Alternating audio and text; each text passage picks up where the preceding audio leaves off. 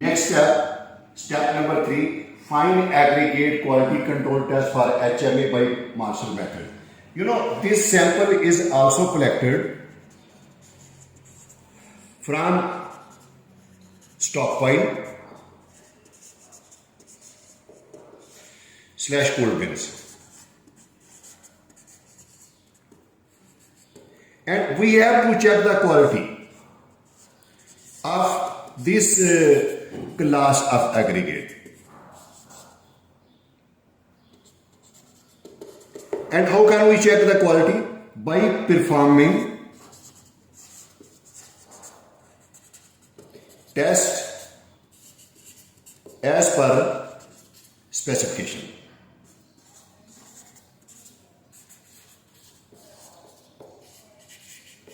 But before I proceed further, I would like to tell you one thing.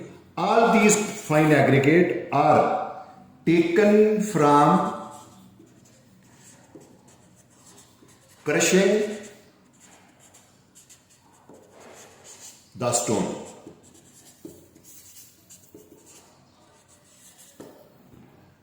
So keep this in mind. All these fine aggregate are taken from crushing the stone.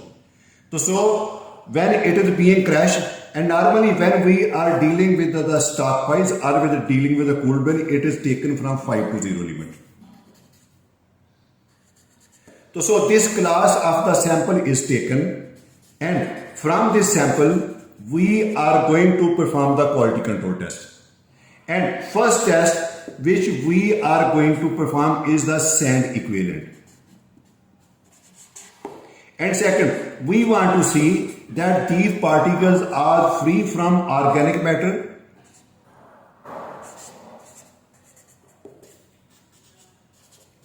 and next we want to see the soundness of this aggregate. So whatever these tests are performed, and these are the fine particles. Here the plasticity index is also very much important to be noted down. So all these tests which are being mentioned over here, I have tabulated all these tests like sand equivalent, and its standard is also mentioned that you have to perform by AASHTO T176 method, and minimum requirement is 55%. And I have already told you, and I have performed this test on this one, and I found this value is 66. Means it has exceeded the minimum requirement. It means my evaluation is okay. Next, plasticity index, AASHTO T90 method and AASHTO T89 method. So the specification say it should be non-plastic. Yes, it is non-plastic. It means my second condition is also comprised. This material is okay. Second condition, soundness. Here soundness, when we are performed by magnesium sulfate, it should be 12%.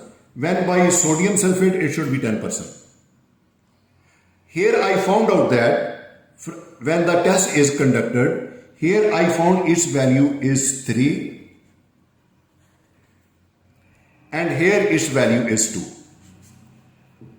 It means the aggregate particles are very much sound. They can stand the effect of change of the weather. So this is also okay. Next, specific gravity. Either we can find out by ASTM C128 method. Here value is 2.75 minimum. But I have found out value 2.820.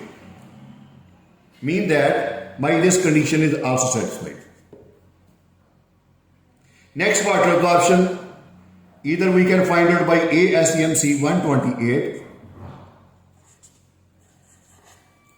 Here I found out that its value of absorption is 1.1%. It's also okay. Next, organic matter. There is no any organic matter, so I will have to write on it. Next, it should be free from clay lump. So next, if we want to write down, clay, lump. Yes, it is free. It means all my requirement. But here I would like to tell you one thing.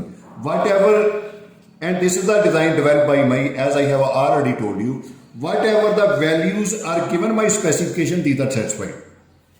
So you don't concentrate upon this. This is just for your understanding. If someone who is working in India or someone who is working in Bangladesh, their standard may be different.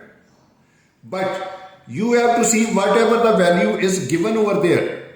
You have to check its suitability, whether this material is suitable to perform the hot mix design development or not. So here we have found out that all these aggregate, which are fine aggregate, it has satisfied the condition very well. So then we can say that then we have reached to the conclusion that we have the coarse aggregate and we have the fine aggregate, and all these two classes of aggregate are yes. Why yes? Because it is fully complying. When we say they're fully complying, so then we reach to the condition that we are able to proceed further for the next step in order to go for the development of the mixed line. It means we have to find out it's suitable for the development of HMA by Marshall method.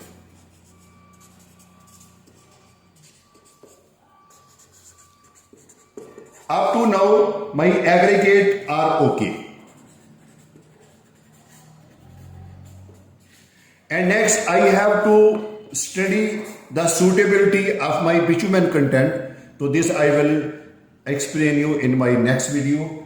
Up to now, I have tried my best to explain you what is the best possible way for the selection of aggregate for the development of the mixed line. I hope you may have understood it very well. So that is why I am re-explaining each of step for the development by Marshall method, and that you should clarify yourself. If you have any comment, please let me know and I will try my best to clear it. Thank you very much.